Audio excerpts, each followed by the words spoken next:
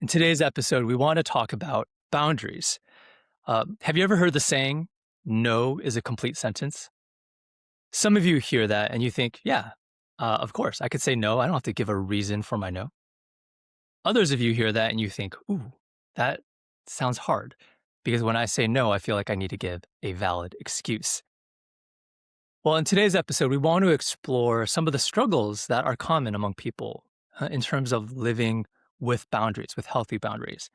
We want to ask questions like, is it possible for our boundaries to become too rigid? And what are some of the common misconceptions that people have about boundaries? But most importantly, our desire for this topic is to help people live with boundaries that actually increase connection, wholeness, and fulfillment in our lives. Welcome to The Work Within, where we have conversations about mental health and faith to help you live with greater connection and wholeness in your everyday life. The Work Within is a podcast of the Watershed Initiative, supporting the mental health needs of the local church. Thanks for listening.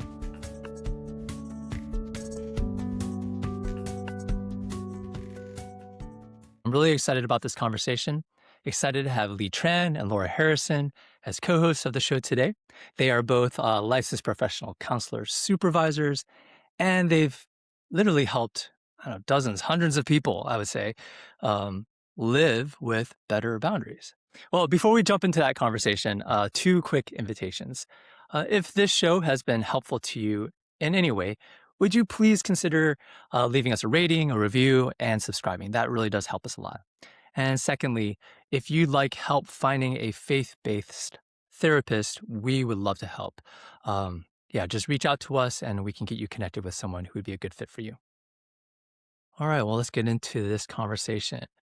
I thought it would be fun to start with this, just ask the two of y'all, what's a boundary that you have recently kept or broke? Well, usually the boundaries that I break are around people that I care a lot about. And so I would say a lot of times they involve over-functioning. I can't think of a specific one right off the top of my head, but it usually involves over-functioning for someone that I care about. Well, okay, I can think of a specific. So, for example, my son is flying in. I called him this morning. I was like, "Do you have this? Do you have that? Do you have this? Do you have that?" And it's kinda like he's old enough to do all that for himself, but it feels like, I'm probably breaking one of his boundaries by checking. But he was gracious. "I got it, mom. I got it, mom." But usually I find it's over-functioning around people that I love are boundaries that I struggle with. Yeah. Yeah, I would say the same. Hardest for me when it comes to people who are closest to me. And so I'm pretty. I feel like I'm pretty good with my boundaries with most people, but when it comes to my wife, it's a little bit harder. So and I'm like I've been doing counseling for like 20 years, and it's still like doesn't roll off the tongue very easily when I try to set a Mhm. boundary. But yeah, I think most recently my wife and I had some conversations, making some financial decisions about like where we're gonna live and stuff like that, and I just know I do not like disappointing my wife. And so sometimes setting boundaries and not saying I don't want to do a thing is super hard to do because I don't want to disappoint her. But I'm getting better. I'm getting there, working on it. So Yeah. Thanks for your honesty there. yeah. I had the benefit of thinking of an example, a specific example for myself. And so we recently had a solicitor come by our house and they were ringing our doorbell and knocking on the door. And usually if we just ignore it, that's my boundary is like I try not to open the door or answer the door for that. Usually if you wait a little bit, then they leave. But this solicitor was very persistent. And so he kept on ringing the doorbell and knocking pretty hard. And then our kids were in the front lobby, like our foyer, looking out the window at him, like, Dad, there's someone at the door. I mean, they were getting really stressed by the situation. I was like, just ignore it. It's fine. You sure it wasn't like a Jehovah's Witness? I don't know. I don't know who it was.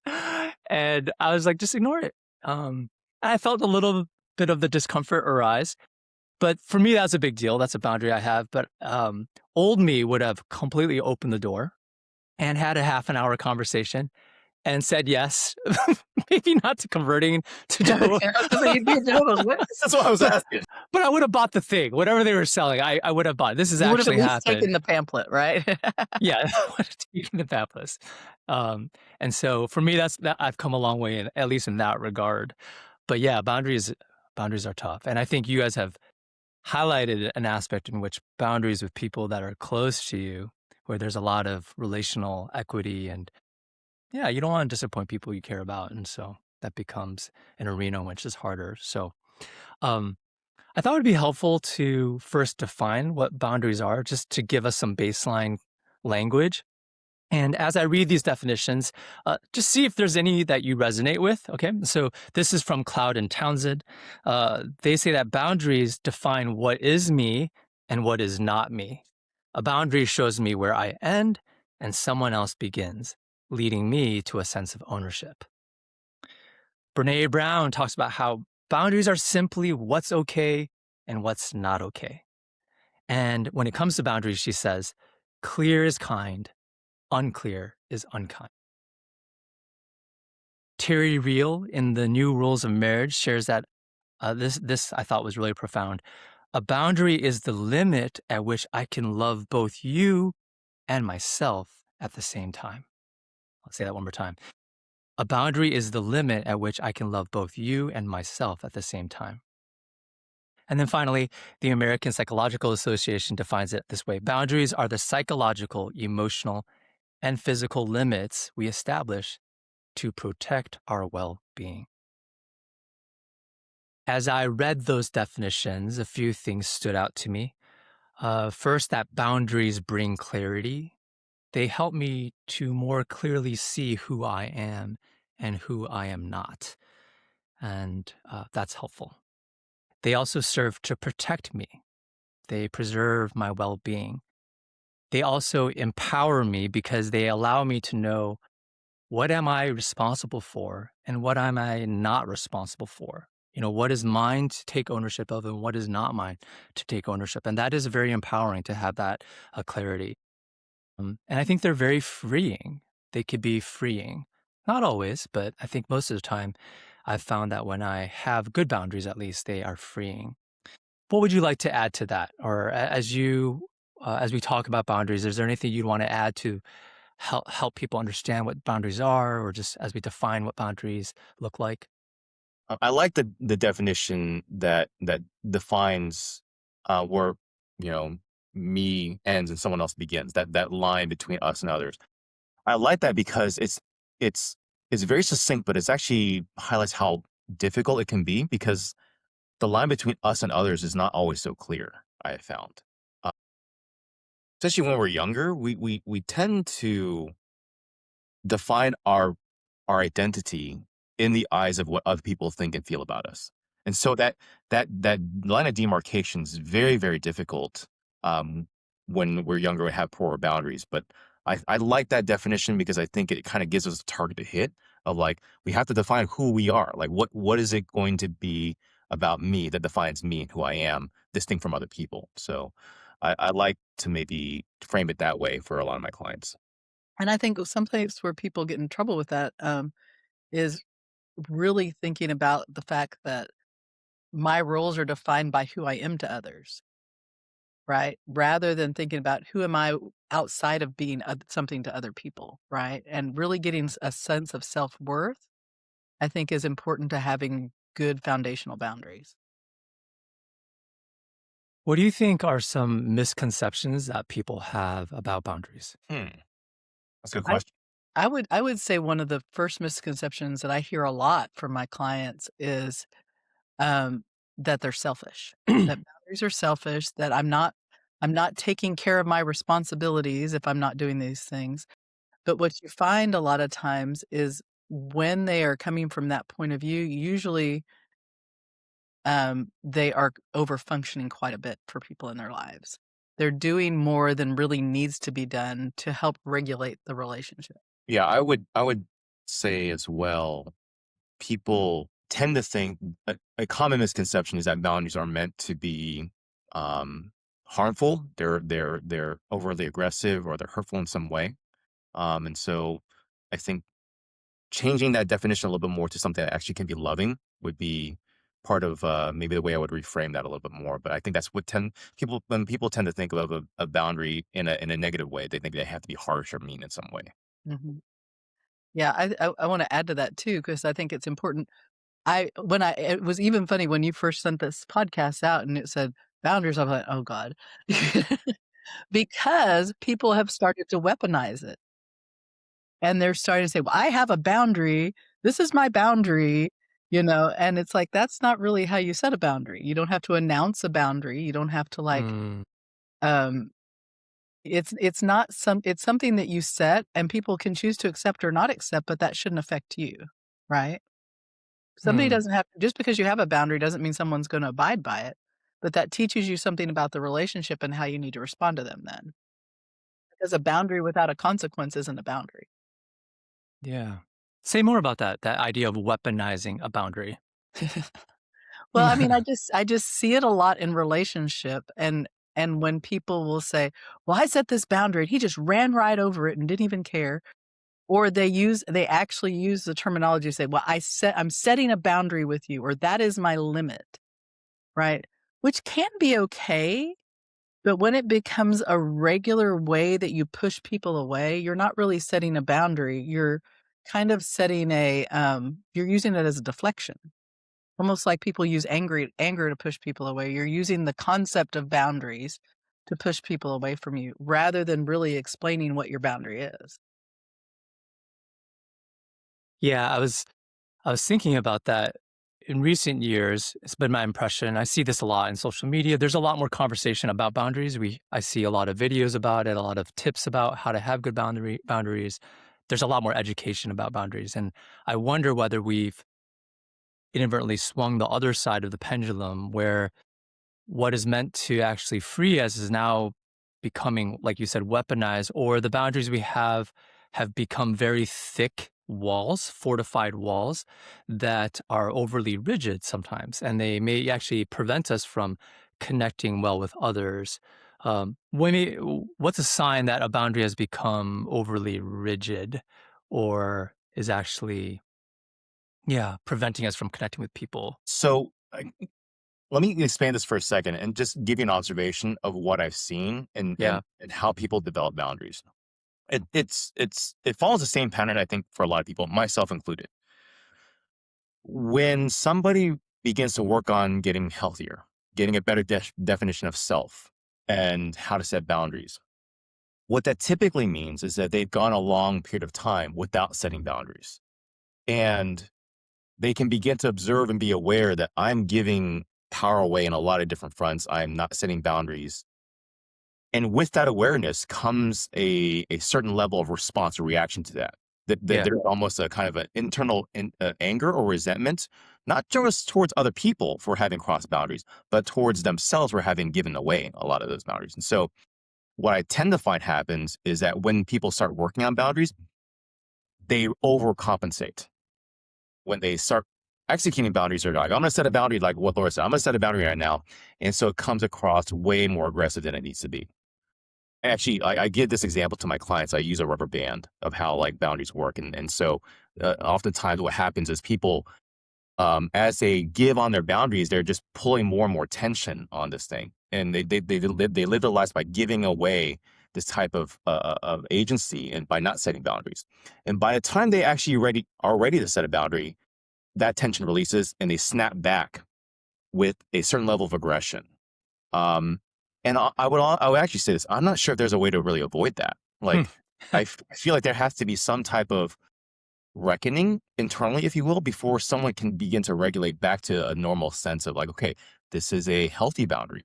And to where they actually have a healthy amount of tension here to where they're actually able to set a boundary fairly consistently. So what they're not setting themselves up for a lot of unresolved tension again. So that tends to be what I see a lot of times for a lot of clients that have a hard time initially starting off that way, but they have to work through some of those things and find a good stasis. Yeah. Sometimes I'll talk to if I'm working in an individual with an individual, not a couple, and we're talking about boundaries, I often say, "Hey, it's unfair for you to start changing your communication strategy with someone without informing them." So you need to say, "Hey, I've been talking in my therapy about X, Y, and Z, and I want to make some changes there. Can we talk about what that might look like, right? And that may or may not go well depending on the health of your partner. But even if it doesn't go well, having that conversation in itself is a boundary. I've noticed this isn't working well for me or for us or for the family, and I'm choosing to approach it differently, and I'm just letting you know that things are going to be different, right? Because a lot of times I think what people do and why you get some of that pullback and aggression around boundaries is because they're not necessarily communicating that they're changing the way they're interacting in the situation. Yeah, that's huge. I want to just piggyback off of that for a second. So I'm a systems therapist. That means I think about like my clients in relation to a system, the family that they're a part of and the relationships they're in. And if you think about a system, kind of like babies have those mobiles that kind of like they hang like different toys on them. Systems work that way, where there's a certain kind of balance, and if you're traditionally not setting boundaries in your life, you've created a system that's a little bit lopsided. And when you begin to realize, oh, this is not working for me, like Laura said, you want to make that change. It's not just about you making that change. It's about everyone adjusting to that change as well. And so if you just start saying, hey, I'm not going to do that anymore, you chop off one of these little weights here and you rebalance it, there's a lot of shifting that happens, a lot of chaos, because no one is familiar with the way you show up in that way. Like you're showing up in a new way. And so it takes some time to readjust your relationships. And that's what makes setting boundaries so difficult initially, is because it's a lot of overcompensating, undercompensating. It's a lot of movement. And it's one of the reasons why people tend to stay in a certain stasis of relationships and just kind of punt the problem. Because Yeah. anytime they make a move, it begins to start shifting everything, right? And so there has to be an awareness that if I make this move, to what Laura is saying is that, hey, I'm this is not working for me. I need to show up differently. Then the system can start making adjustments because they know what you're doing. They understand what you're doing. Even if they don't agree, they can begin to understand what you're doing and begin to stabilize the system a little bit faster. Yeah. I wonder if you could clarify that a little more too, because Laura, earlier you were talking about how people sometimes weaponize boundaries by announcing, like, "Hey, I'm setting a boundary on you." Mhm. Um, and what we're talking about here is that as we set boundaries, it's important to communicate them to the people in our system to give them a heads up. So, what's the difference between that first one where you're announcing it and weaponizing it, and the second where you're cluing people in so they can better understand where you're coming from? I think a lot of that is just in the approach, right? Like recognizing the humanity of the situation and saying, hey, we kind of got off track here and I want to reset the wheel rather than being like a hand like this, like a handout, like you have to stay away from me now because we are not doing this anymore. Right. And approaching it with more compassion and like some really accountability because the other one says you've been violating me and now I'm pushing back at you. And the other one says, hey, we haven't been doing this well together. I have a role in it too. I've been allowing you to cross the boundary and you've been taking advantage of or just didn't even know that was a boundary for me. A lot of times that's true too. You know, when you think about what I was talking about earlier with my kids as a recovering overfunctioner, um, I often would do way more than they needed me to do to help them be successful, right? You know, run stuff up to the school, you know, make sure I had of course, a lot of mothers enjoy doing this. I didn't really enjoy making breakfast every morning, but I would do it a lot because I felt like I had to do it. It was something I was supposed to do as a mom, right? When they could very well do it for themselves. But why would they say anything? They're used to it. That's just the way it's always been. So you teach people how to treat you. And when you decide that you want to be treated differently, you have to then re-educate. And that's kind of the difference I see, approaching it with more of a collaborative approach rather than, you know, get off my yard approach. Yeah. And just a disclaimer too, I'll say that probably every therapist I know is a recovering codependent. It's the reason why we do what we do. Yeah. Overfunction or better? I don't know. So, can you all speak to where, when it comes to boundaries? So, I think you've illuminated one aspect of boundary setting. It's the difficulty of actually implementing it. There's a tendency to overreact, put the hand out rather than make it collaborative. I really like that imagery of, okay, I'm learning some things, and I'd like to talk about how we interact about XYZ. That sounds way healthier. What are some other areas or ways when it comes to boundary setting that most people struggle that you would find? Is it knowing what boundaries to set, knowing how to hold people accountable to them, like enforce them, quote unquote, not being overly rigid? Yeah, where is the struggle when it comes to boundaries? Or as you think about most people, where they're at? I think really building awareness on what do my boundaries need to be? What is important to me? Oftentimes, I deal with a lot of people that are coming out of abuse situations. And oftentimes, coming out of an abuse situation, and a lot of times, when you're in an abuse situation, you're more prone to get into that situation when you come from an abuse background. So, like, a lot of times you'll find these people, and a lot of people have grown up in dysfunctional homes, get into a dysfunctional relationship as an adult, and are just carrying that same pattern forward and forward and forward. So there isn't really awareness of even the right to have a boundary sometimes. And I think that can be a hard thing to get people to understand, like, what would I choose if nothing bad would happen? Because Mm, when you set a boundary, you're saying, I'm not willing to give this away. And so if you can say, okay, this is what I would choose. If nothing bad would happen, no one's going to get mad at me. I'm not going to lose any relationship. This is what I would choose in that situation. Now, am I willing to sacrifice some of that and give it away because it's better for the relationship? It's better for our family as a whole. I often give the example of, like, was offered a job like Emily in Paris, and I don't know if you guys know that show, but it's a girl get to go to Paris and live her dream job, right? I would love to take that job. And so I have to acknowledge, like, what is best for me, what I would choose if it didn't hurt anybody, nothing else bad happened, I would choose to go live in Paris and do my dream job. However, I have family here. My husband is here. I have a lot of deep relationships here.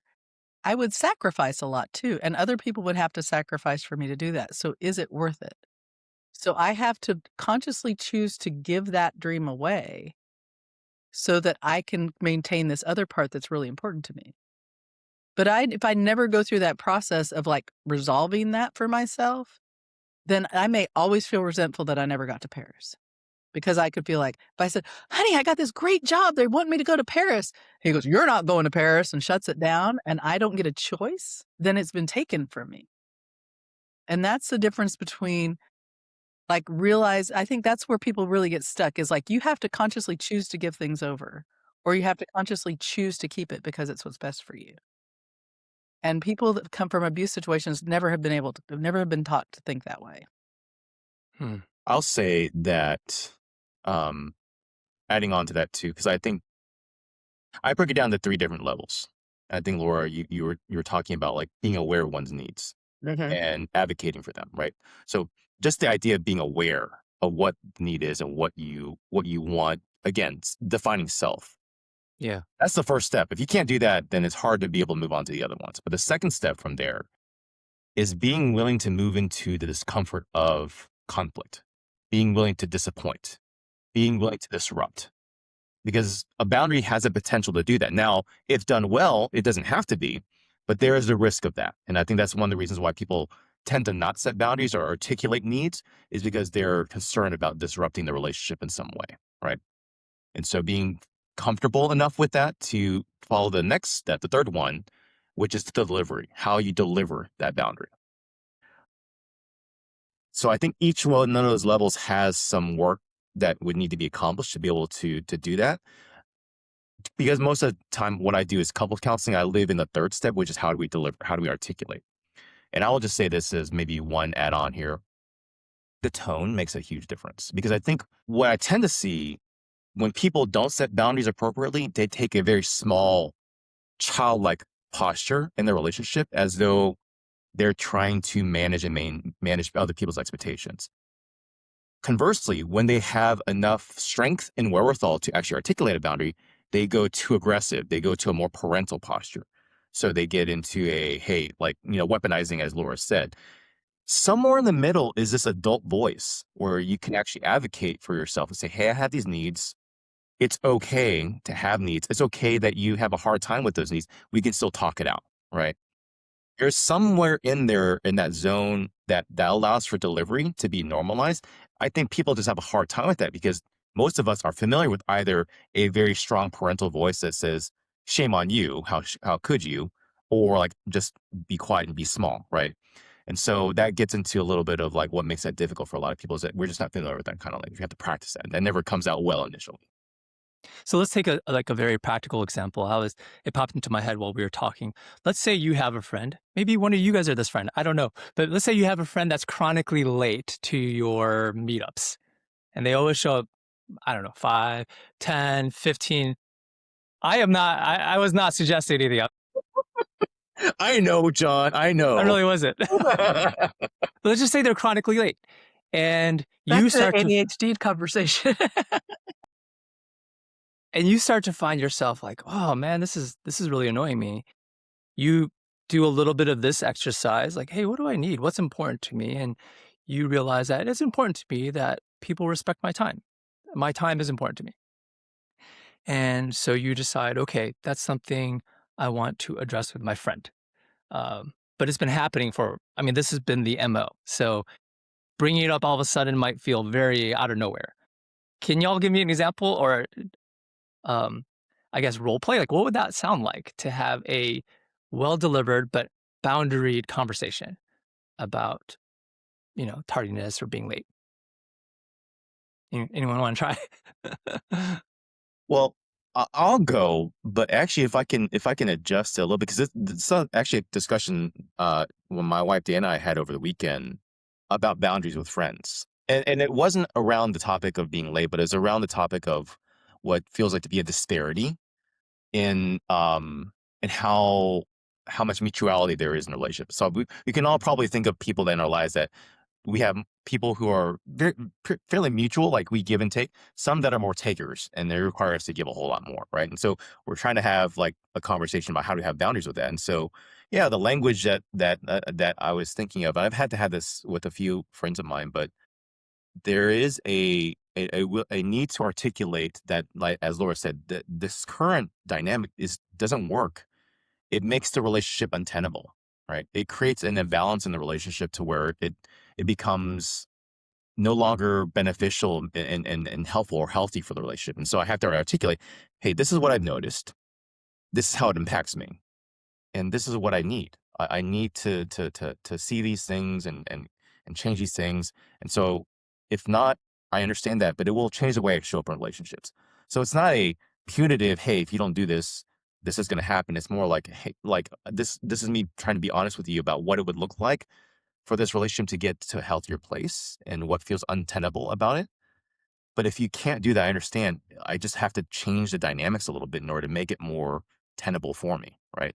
And so again, try not to be parental with it or aggressive, but articulate needs and be able to say, okay, this is what will happen. This is what I need. This is what I will need, and this is what will happen if I can have those needs met or if I cannot have those needs met. Right? Yeah. I think it's important to notice like a boundary always has to like have that understanding of what is the issue and then how does it impact me? And I think a lot of times even how does it impact the relationship? Like what happens in our relationship because this boundary keeps getting crossed? And then you have to have and this is how I think it's going to make our relationship better. And this is how it might make our relationship worse if it doesn't happen. Because if you don't have all three pieces of that, then it's kind of less like, it's almost like throwing a softball or throwing a hard ball, depending on you. Like if you just say, this is how this is impacting me, and you don't have and this is what I want to see for the change, that's a softball. But if you just have this is what you're doing, and you don't have this is what's impacting me, and you skip the impact, then you're throwing a hard ball. So just to make this very practical, let's say, let me just take what I'm hearing from the two of you and try to put that into practice. Let's say I approach a friend. I'm like, hey friend. No. Yes, Hey, John, I'm friend. listening. Hey, Jack. Like, hey, can we talk? I wanted to talk to you about, just something that's been on my mind, regarding, our friendship. And so Jack says, sure. And I say, I've noticed the last couple times that we've met, you've been maybe 10 minutes late. And yeah, I know stuff happens, but for me, I just wanted to share with you the impact of that. I think I have started to tell myself the story that my time's not that as important to you, and then I've actually started to feel a little bit annoyed and frustrated by that. And I thought it was important to talk to you about that. That it's important to me that when we set a time that we meet roughly around that time frame, give or take maybe 5 minutes or so. And I was curious what you thought about that, what your view of this was. Um, I don't know. How does that sound? I mean, is there any, coach me? Yeah, no, I like it because you're articulating what your need is, the impact that has on you. And it doesn't carry that, what I said before, that kind of shaming parental tone.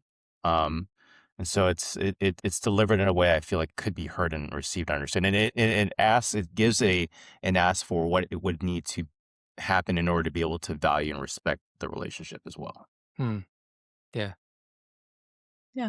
And I think in an instance like that, you can invite collaboration too. You could say, hey, I noticed that this is happening and this is how it impacts me. And I wonder if we could come up with a solution that might be better. Are we setting things at a bad time for you? Do I need Hmm. to, what is going on? Help me understand how we might be able to fix this. So our Right. relationship isn't impacted negatively. Right. Versus the alternative. Yeah. Go ahead, Lee. Well, I just real quick, I just realized there's actually another thing as we're talking about this, the collaboration piece, that may be another reason why there's difficulty with people setting boundaries, is because you have to be willing to be open to receiving boundaries too. Mm-hmm. Right. And that means you got to be comfortable with people saying that there may be something that you're doing is hurtful or harmful, and to receive that with grace and humility, right? Because now what you're essentially doing is you're now opening up the pipeline, the channel, to say we should be able to talk about these things with one another, right? Yeah. Yeah. Yeah, because your friend could come back. Well, yeah, I've been consistently dreading meeting up with you. Yeah, right. Well then. Yeah, that's right. That's right. And I was just thinking the alternative to not having the conversation is that maybe I begin to avoid this person. I'm like they text and they're like, hey, let's hang out. I'm like, I just don't reply because I'm like, they're going to be late. They don't respect me. And I start to build this resentment. Or I continue to go as is, but then the behavior continues and resentment Yeah. continues to build. But yeah, let's admit the fact that there is some risk in having the conversation about boundaries. But it's like we've said before, you choose your heart. I think, Lee, you said that before. You choose your heart. Do you want to just continue losing yourself, giving up yourself, getting resentful, or have some of the hard conversations? They don't necessarily even have to be hard. They could feel a little bit awkward, a little bit uncomfortable, but they can really make a big difference.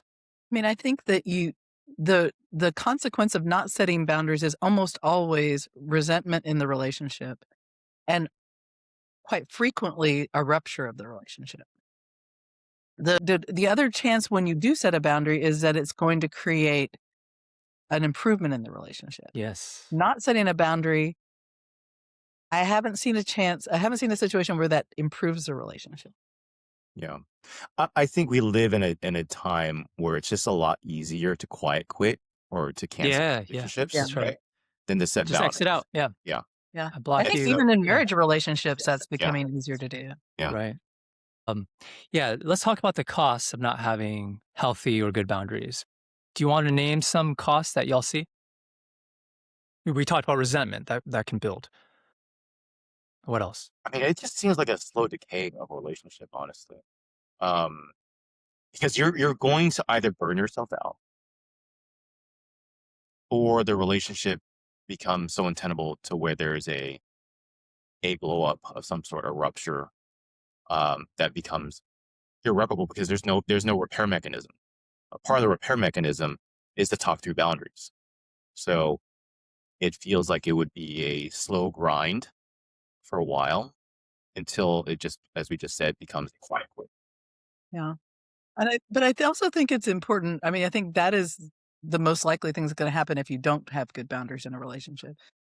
But I think it's really important to say that sometimes you can't have good boundaries in a relationship because the relationship just can't sustain it, because both people in the relationship may not be healthy enough to do it. Right. And so if you start to become healthier and you're setting good boundaries and your partner is staying the same and not setting good boundaries, or whoever you're in this relationship with, there's a high probability that relationship will also end, because as you get healthier and realize, I'm not going to be taken advantage of like that, I'm not going to be treated that way, I'm not going to lose power in that way anymore, the other person is probably going to get resentful.